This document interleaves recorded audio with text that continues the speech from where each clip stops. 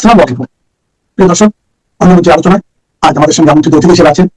রাজনীতিতে শেষ কথা বলে কিছু নেই। এই প্রবাদটি কি তারেক রহমানের নতুন বিএনপি সরকারের জন্য সবচেয়ে বড় সত্য হতে যাচ্ছে? নির্বাচনের আগে যিনি বলেছিলেন অন্তর্ভুক্তিমূলক রাজনীতি আর প্রতিশোধহীন বাংলাদেশের কথা, ক্ষমতায় এসে তিনি হাঁটছেন ঠিক তার উল্টো পথে। 2025 সালের মে মাসে মোহাম্মদ ইউনূসের নেতৃত্বাধীন অন্তর্বর্তী সরকার সন্ত্রাস বিরোধী আইন 2009 সংশোধনের মাধ্যমে আওয়ামী লীগ ও এর অঙ্গ সংগঠনগুলোর রাজনৈতিক কার্যক্রম নিষিদ্ধ করেছিল। প্রাথমিক যুক্তি ছিল জুলাই 2024-এর গণ অভ্যুত্থানে সংঘটিত হত্যাকাণ্ডের বিচার প্রক্রিয়া সম্পন্ন না হওয়া পর্যন্ত দলটিকে রাজনীতি থেকে দূরে রাখার জন্য এই ব্যবস্থা করা হচ্ছে। রাষ্ট্রপতির অধ্যাদেশের মাধ্যমে প্রাপ্ত ক্ষমতা বলে আওয়ামী লীগকে নিষিদ্ধ না করে দলের সমস্ত কাজকর্ম নিষিদ্ধ করে দিয়েছিল মোহাম্মদ ইউনূসের অন্তর্বর্তী সরকার। আর এবার সেই একই পথে হেঁটে আওয়ামী লীগকে সমূলে উৎপাটন করতে অন্তর্বর্তী সরকারের অধ্যাদেশকে স্থায়ী আইনে রূপান্তরিত করছে বিএনপি। এটাই এখন ঢাকায় এবং ঢাকার বাইরে আন্তর্জাতিক মহলেও জোর চর্চার বিষয়। কিন্তু প্রশ্ন হলো, এই আওয়ামী বিদ্বেষ কি শুধুই আওয়ামী লীগকে অপান্তেয় করার চেষ্টা, নাকি আসলে দিল্লির সাথে যুদ্ধ ঘোষণার নামান্তর? কেন তারেক সরকারের এই চালে কপালে ভাঁজ পড়েছে সাউথ ব্লকের? আজ আমরা ব্যবচ্ছেদ করব বাংলাদেশের নতুন সরকারের এই পাওয়ার প্লে এবং ভারতের সম্ভাব্য ভয়ঙ্কর পাল্টাচাল। হ্যাঁ, শুধু পাল্টাচাল নয়, ভয়ঙ্কর পাল্টাচাল কি হতে চলেছে সেই বিষয়টি নিয়ে। শুরু করি ক্ষমতায় বসার আগের তারেক রহমান এবং বর্তমান তারেক রহমানের ভোল বদল নিয়ে। তারেক রহমান যখন লন্ডনে ছিলেন তখন তার প্রতিটি বার্তায় ছিল উদারতার ছোঁয়া।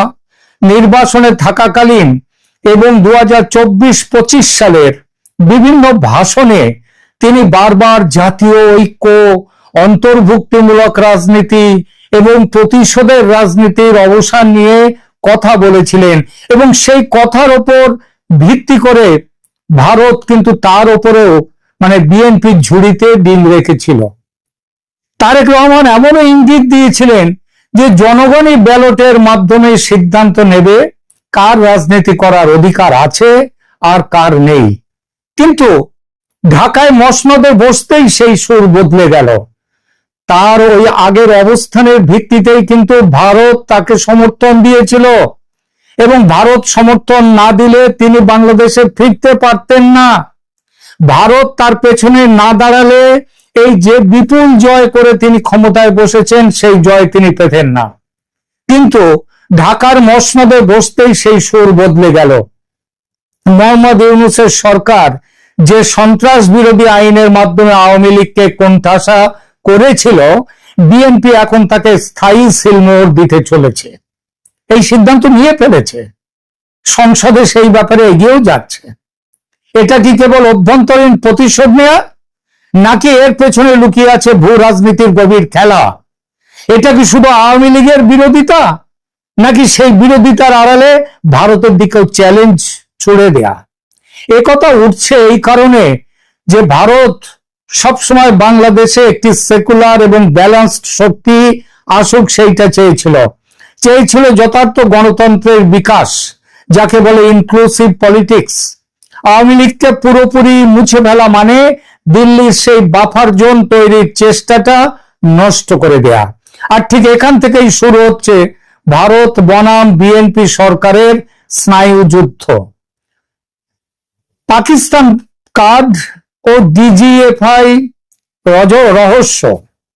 দিল্লি যখন ভাবছিল তারেক সরকারের সাথে সম্পর্ক মেরামত করে বাংলাদেশে গণতান্ত্রিক ব্যবস্থার বিকাশ ঘটাবে, তখনই এলো একের পর এক অন্যরকম খবর, যে খবর ভারতের জন্য আদৌ প্রার্থিত নয়। আওয়ামী লীগকে নিষিদ্ধকরণের অধ্যাদেশ আইনে রূপান্তরিত হয়ে পাকাপাকি বসে যাওয়া শুধু নয়, এর সঙ্গে এলো আর এক খবর। কি সেই খবর? বাংলাদেশের ডিজিএফআই প্রধানের পাকিস্তান সফর। মেজর জেনারেল কায়সার রশিদ চৌধুরী গত মাসে দিল্লি সফর করেছেন। দিল্লি সফরের পর তিনি ব্যাংকক হয়ে ইসলামাবাদ যাত্রা করেছেন এবং এই যাত্রা অত্যন্ত তাৎপর্যপূর্ণ। এটিকে তারেক সরকারের ভাষায় বা কূটনৈতিক ভাষায় বলা যায় স্ট্র্যাটেজিক ব্যালেন্সিং। সেই স্ট্র্যাটেজিক ব্যালেন্সিং বলা হলেও আমরা ভারত মনে করছে যে এটা ভারতকে চাপে রাখার একটা বড় অস্ত্র। যে সংস্থাটির ওপর ভারতের নিরাপত্তা অনেকখানি নির্ভর করে, ডিজিএফআই, তার প্রধান যখন ব্যাংকক হয়ে ইসলামাবাদ যান এবং সেখানে গিয়ে আইএসআই এর সঙ্গে মিটিং এ বসেন, তখন দিল্লির সাউথ ব্লকে রেড অ্যালার্ট বাজাই স্বাভাবিক। এটা কি ভারতকে চাপে রাখার কৌশল বিএনপি সরকারের, নাকি পুরনো বলয়ে ফিরে যাওয়ার সংকেত? কি সেই বলয়? সেই বলয় হচ্ছে চীন পাকিস্তানের ঘনিষ্ঠ হও। পাকিস্তান কার্ড খেলে তারেক রহমান হয়তো ভারতকে দেখাতে চাইছেন আমাদের বিকল্প পথ খোলা আছে, কিন্তু এই কার্ড কি শেষ পর্যন্ত বুমেরাং হয়ে ফিরে আসবে তারেক রহমান সরকারের দিকে? কেন বুমেরাং হবে কথাটা বললাম, একবার দেখা যাক। প্রথমত, বাংলাদেশের ব্যাপারে ভারতের এখনকার সিদ্ধান্ত ঢের হয়েছে, আর ওই ওয়েট অ্যান্ড ওয়াচ, মানে অপেক্ষা করো দেখো, এইটা আজ নীতি আর চলবে না। ভারত তার প্যাসিভ ভয়েস থেকে এখন অ্যাক্টিভ ভয়েসে ফিরে এসছে, বা প্যাসিভ মোড থেকে অ্যাক্টিভ মোডে ফিরে এসছে। আর এই মোডে যাওয়ার কয়েকটি অস্ত্র বাংলাদেশকে ঠিক রাস্তায় রাখার, সেই অস্ত্র মজুদ আছে ভারতের কাছে। প্রথমত প্রথম অস্ত্র হচ্ছে জল বন্টন চুক্তি। 2026 ডিসেম্বরে গঙ্গা জল বন্টন চুক্তির মেয়াদ শেষ হবে এই সামনেই, এই ডিসেম্বরে। ভারতের হাতে এটি একটি বিশাল লিভার। দিল্লিকে এই চুক্তিকে নিরাপত্তা গ্যারান্টির শর্ত হিসেবে ব্যবহার করতে পারে, অবশ্যই পারে, কথাটা বললাম, মনে রাখবেন। অস্ত্র 2, বর্ডার প্রেসার ও সার্জিক্যাল স্ট্রাইক।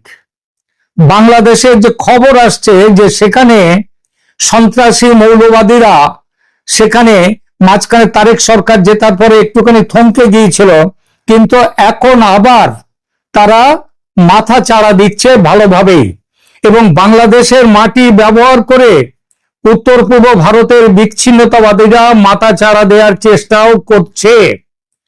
এই চেষ্টা যদি অব্যাহত থাকে এবং তারেক সরকার যদি পেছন থেকে এই চেষ্টাকে সমর্থন যোগায়, ভারত নিশ্চিতভাবেই মায়ানমার স্টাইলে সার্জিক্যাল স্ট্রাইক চালাবে। এই সম্ভাবনা এখন আর কোনো টেবিল টক আলোচনার বিষয় নয়, এটা নিরেট বাস্তবতা। ভারতের এখনকার থিওরি হচ্ছে, নীতি হচ্ছে যে সন্ত্রাসবাদ, যে দেশ থেকে সন্ত্রাসবাদ হবে তাদের সেখানে আক্রমণ করা হবে, তাদেরকে বুঝিয়ে দেওয়া হবে। অস্ত্র 3, ইকোনমিক থ্রটল, অর্থাৎ অর্থনীতির জোরে বাংলাদেশের গলা টিপে ধরা। চাল থেকে পেঁয়াজ, ডিজেল থেকে বিদ্যুৎ, খাদ্যদ্রব্য, সবকিছু, বেঁচে থাকার যাবতীয় রসদ, সবকিছুতেই ভারতের ওপর বাংলাদেশের নির্ভরতা। আর ভারত সেই নির্ভরতার অস্ত্রটিকে এবার জোরালোভাবে সত্যিকার অর্থে ব্যবহার করবে। তারেক সরকারের জন্য এটি হতে পারে সবচেয়ে বড় দুঃস্বপ্ন। অস্ত্র 4, ভারত তার ভৌগোলিক অবস্থানের সুবিধা ব্যবহার করে বাংলাদেশের আমদানি ও রপ্তানির ব্যবস্থাকে সেটাকে কোণঠাসা করে দেবে যে সেটা হয়ে উঠবে বাংলাদেশের পক্ষে সবচেয়ে বড় দুঃস্বপ্ন।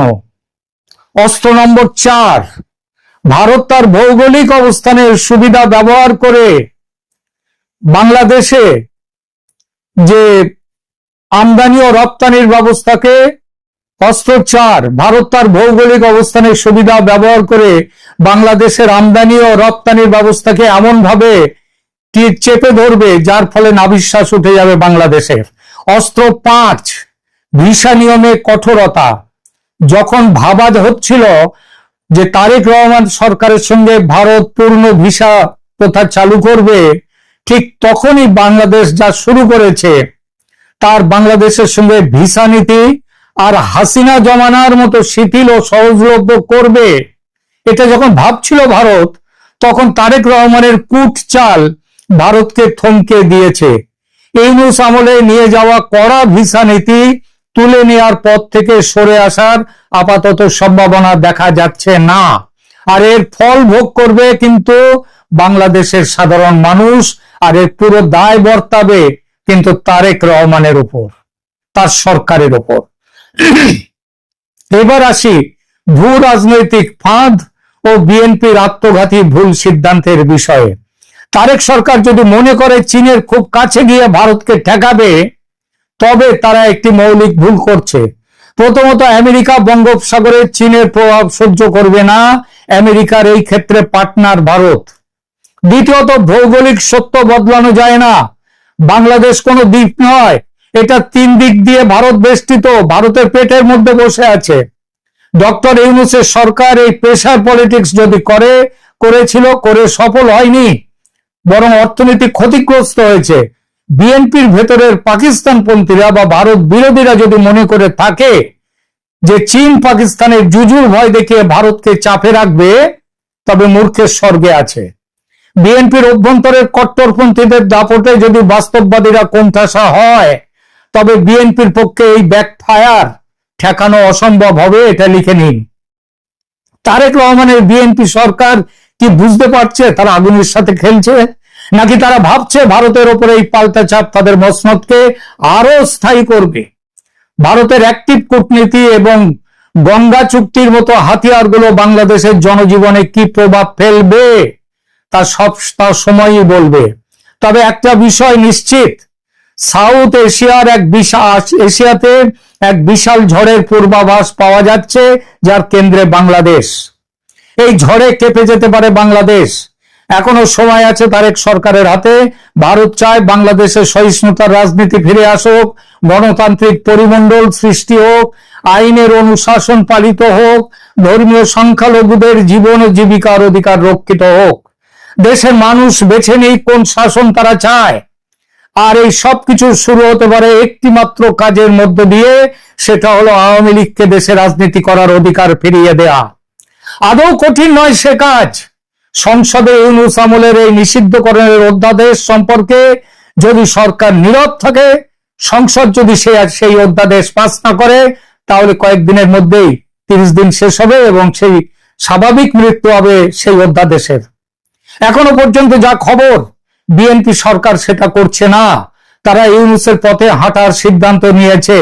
এটা কিন্তু আওয়ামী লীগের বিরোধিতা শুধু নয়, মনে রাখবেন ভারতের বিরোধিতাও বটে। অনেকটাই যেন ইউনূসের দ্বিতীয় সংস্করণ। তাই যদি হয়, তবে দুদেশের সম্পর্ক ফিরে যাবে ইউনূসের 18 মাসে। তারেক সরকার কি সেটাই চাইছে, যে ভারতের সঙ্গে সম্পর্ক খারাপ হোক? প্রিয় দর্শক, আপনার কি মনে হয়, তারেক সরকারের এই কট্টর অবস্থান কি ভারতের সাথে স্থায়ী বিচ্ছেদের পথে নিয়ে যাচ্ছে না, নাকি এটা কেবল দর কষাকষির কৌশল? কমেন্ট বক্সে আপনার মতামত জানান। আর এই ইনভেস্টিগেটিভ অ্যানালিসিস ভালো লাগলে শেয়ার করুন। এই ধরনের অ্যানালিসিস পেতে সাবস্ক্রাইব করুন এবং দেখতে থাকুন ক্যালকাটা ডায়ালগস। ধন্যবাদ। যুদ্ধের গল্প আমরা সাধারণত সিনেমার মতো ভাবতে ভালোবাসি। এক পক্ষ জিতবে, অন্য পক্ষ হারবে, তারপর আকাশে আতশবাজি, শহরে মিছিল আর বিজয়ীদের উল্লাস। তারপর জয়ী সৈনিক ঘরে ফিরবে তার বাবা মা আর প্রেমিকার কাছে।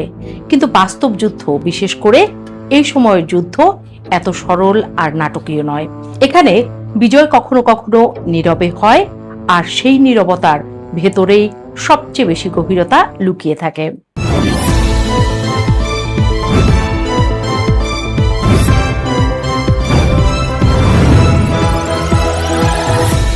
আজ যে গল্পটা শোনা যাচ্ছে তা হলো ইরান চারদিক থেকে জয়ের খবর পাচ্ছে।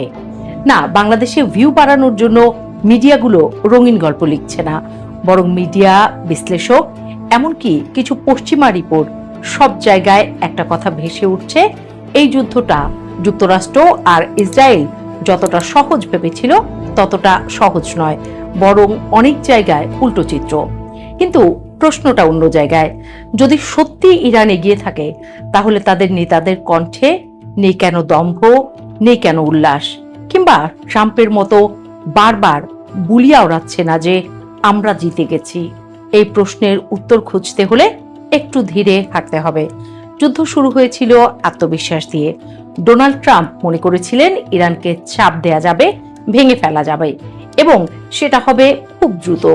ভেনেজুয়েলায় যেভাবে প্রভাব খাটিয়ে নিজের পছন্দের লোক বসানো গিয়েছিল, সেই অভিজ্ঞতা তাকে সাহস দিয়েছিল।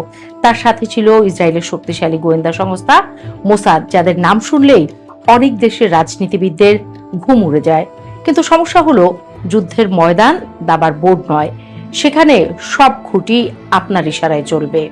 ইরানের ভেতরে যে অস্থিরতা ছিল, যে গৃহযুদ্ধের কথা বলা হচ্ছিল, সেটাকে একটা সুযোগ হিসেবে দেখা হয়েছিল। ভাবা হয়েছিল ভাঙা ঘরের উপর আঘাত করলে তার সহজেই ধসে পড়বে। কিন্তু বাস্তবতা হলো, বাইরের শত্রু অনেক সময় ভেতরের বিভাজনকে এক করে দেয়। ইরানের ক্ষেত্রেও সেটা হয়েছে। যেখানে ভেবেছিল বিভক্ত একটি দেশ, সেখানে তৈরি হলো এক ধরনের জেদি ঐক্য। যুদ্ধের প্রথম বড় শিক্ষা এটি, শত্রুকে ছোট করে দেখা সবচেয়ে বড় ভুল। কিন্তু এই গল্প এখানেই শেষ নয়, কারণ একই সময়ে আরেকটা ঘটনা ঘটেছে। ইরানের আকাশে একটি মার্কিন যুদ্ধ বিমান ভূপাতিত হয়েছে। এটি শুধু একটি সামরিক ঘটনা নয়, বরং প্রতীকী একটি আঘাত। শক্তিশালী প্রযুক্তি, উন্নত বিমান, সবকিছুর পরেও আকাশে নিরাপত্তা নেই, এই বার্তাটা খুব স্পষ্টভাবে ছড়িয়ে পড়েছে। আরো ভয়ঙ্কর বিষয় হলো, সেই বিমানের ক্রুরা যদি বেঁচে থাকে, তাদের জন্য অপেক্ষা করছে এক অদ্ভুত বাস্তবতা। স্থানীয়ভাবে বলা হচ্ছে খুঁজে বের করতে, এমনকি হত্যা করতে। যুদ্ধ তখন শুধু সেনাদের মধ্যে সীমাবদ্ধ থাকে না, তা ছড়িয়ে পড়ে সাধারণ মানুষের মনস্তত্ত্বে। এখানে যুদ্ধ তার সবচেয়ে অন্ধকার রূপ দেখায়। কিন্তু আবার ফিরে আসি মূল প্রশ্নে, ইরান কেন উল্লাস করছে না? কারণ প্রথমত তারা জানে এই যুদ্ধ শেষ হয়নি, বরং এটি এখনো শুরু পর্যায়ে। ইতিহাস বলে, যুদ্ধের মাঝপথে যারা বিজয় ঘোষণা করে তারা অনেক সময় শেষ দৃশ্যে পরাজিত হয়। দ্বিতীয়ত, ইরান জানে তারা আঘাত পেয়েছে, তাদের অবকাঠামো ক্ষতিগ্রস্ত হয়েছে, অর্থনীতি চাপে আছে, বড় বড় শহরে হামলা হয়েছে। একটি দেশ যখন যুদ্ধের মধ্যে থাকে, তখন তার ভেতরের ক্ষত বাইরে থেকে দেখা যায় না, কিন্তু সেই ক্ষতই সবচেয়ে গভীর। তৃতীয়ত, এই যুদ্ধের কোনো স্পষ্ট শেষ নেই। এটি এমন এক আঘাত যেখানে জয় মানে কি তাকেও স্পষ্ট বলতে পারছে না। শত্রু পুরোপুরি পিছু হটেনি, কিন্তু চুক্তি হয়নি, কোনো পতাকা নামেনি। তাহলে কিসের বিজয়? চতুর্থত, সামনে আরো বড় ঝড়ের আশঙ্কা। যদি এই যুদ্ধ স্থলযুদ্ধে করায়, তাহলে পরিস্থিতি সম্পূর্ণ বদলে যেতে পারে। আকাশে বা সমুদ্রে যুদ্ধ আর স্থল যুদ্ধ এক জিনিস নয়। স্থল যুদ্ধে প্রতিটি ইঞ্চি জমি, প্রতিটি শহর, প্রতিটি রাস্তা হয়ে ওঠে রণক্ষেত্র, আর এখানেই ভয়টা সবচেয়ে বেশি। কারণ ইরান জানে, স্থলযুদ্ধে যদি যুক্তরাষ্ট্র এবং ইসরায়েল প্রবেশ করে, তাহলে এটি আর সীমিত যুদ্ধ থাকবে না, এটি পরিণত হবে এক দীর্ঘ, ক্লান্তিকর, রক্তক্ষয়ী সংঘাতে। আরেকটি গুরুত্বপূর্ণ বিষয় হলো, ইরান এখন একটি দীর্ঘমেয়াদী কৌশলে খেলছে। তারা জানে দ্রুত জয় নয়, বরং প্রতিপক্ষকে ক্লান্ত করে ফেলা, এটাই তাদের শক্তি। এটি এক ধরনের ক্ষয়িষ্ণু যুদ্ধ, যেখানে প্রতিদিন একটু একটু করে প্রতিপক্ষের শক্তি কমানো হয়। এই ধরনের যুদ্ধের সবচেয়ে বড় অস্ত্র হলো ধৈর্য, আর ধৈর্যশীল মানুষ সাধারণত খুব বেশি উল্লাস করে না। তারপর আসে অর্থনীতির কথা। যুদ্ধ মানে শুধু বোমা নয়, যুদ্ধ মানে বাজারে আগুন, দ্রব্যমূল্য বৃদ্ধি, জ্বালানি সংকট। ইরানের ভেতরে সাধারণ মানুষ এই চাপ অনুভব করছে। তাদের কাছে বিজয়ের গল্প যতটা না গুরুত্বপূর্ণ, তার চেয়ে বেশি গুরুত্বপূর্ণ আজ রাতে খাবার থাকবে কিনা। একটি দেশ যখন এই বাস্তবতার মুখোমুখি হয়, তখন উল্লাস একটু বিলাসিতা হয়ে যায়। আর শেষ কারণটা সবচেয়ে সূক্ষ্ম, মনস্তাত্ত্বিক। ইরান এই মুহূর্তে নিজেকে জয়ী হিসেবে তুলে ধরতে চায় না, বরং অদম্য হিসেবে তুলে ধরতে চায়। তারা দেখাতে চায় তাদের ভাঙা যায় না, কারণ এই ইমেজই তাদের সবচেয়ে বড় অস্ত্র। উল্লাস করলে যুদ্ধ শেষ হয়ে যায়, কিন্তু নীরব থাকলে যুদ্ধ চলতে থাকে, এটাই তাদের হিসাব। সব মিলিয়ে ছবিটা যদি দূর থেকে দেখা যায় তাহলে বোঝা যায় এই যুদ্ধ এখনো মাঝপথে। এখানে কেউ পুরোপুরি জেতেনি, কেউ পুরোপুরি হারেনি। তবে একটি বিষয় পরিষ্কার, এই যুদ্ধ যত দীর্ঘ হবে তত বেশি বিপজ্জনক হয়ে উঠবে। বিশেষ করে যদি এটি স্থলযুদ্ধের রূপ নেয়, তাহলে শুধু ইরান বা যুক্তরাষ্ট্র ইসরায়েল নয়, পুরো অঞ্চলই এক ভয়াবহ অস্থিরতার মধ্যে পড়ে যাবে।